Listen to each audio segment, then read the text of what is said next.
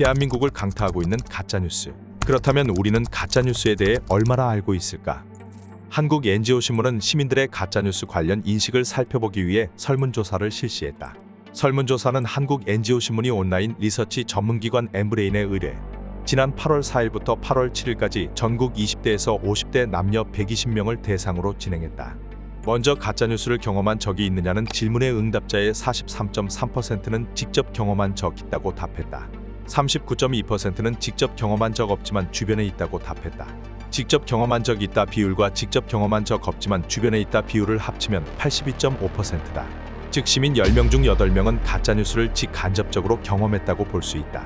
그만큼 가짜뉴스가 시민들의 일상에 깊숙이 침투했다는 방증이다.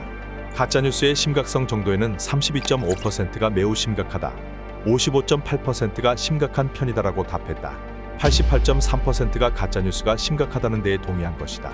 가짜뉴스를 직접 경험한다면 가짜뉴스를 구별할 수 있는가 질문에는 모르겠다. 응답 비율이 52.5%로 가장 높았으며 구별할 수 없다 30.8%, 구별할 수 있다 16.7%였다.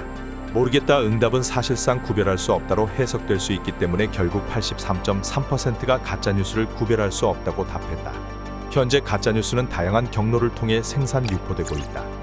시민들이 뽑은 가짜뉴스 최대 생산 유포지는 유튜브를 비롯해 페이스북, 블로그 등 SNS 52.5%다.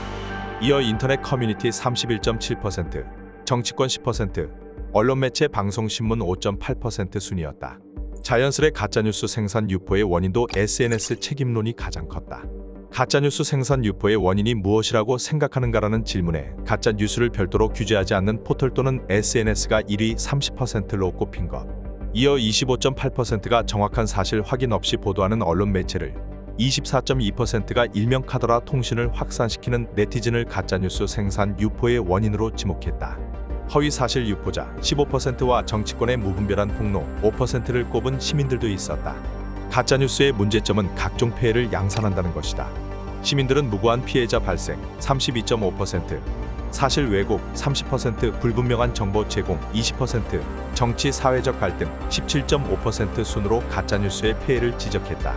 AI 인공지능이 발달하면서 가짜뉴스 폐해도 심화될 것이라는 전망이 제기되고 있다. 시민들도 동의했다.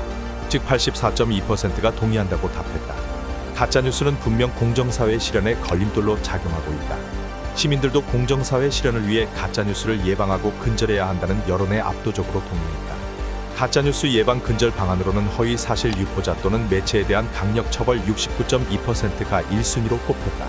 정부 차원의 정책, 제도적 장치 마련 13.3%가 뒤를 이었고 포털과 SNS 규제 강화 11.7%, 가짜뉴스 예방과 근절 교육 강화 5.8% 순으로 답했다.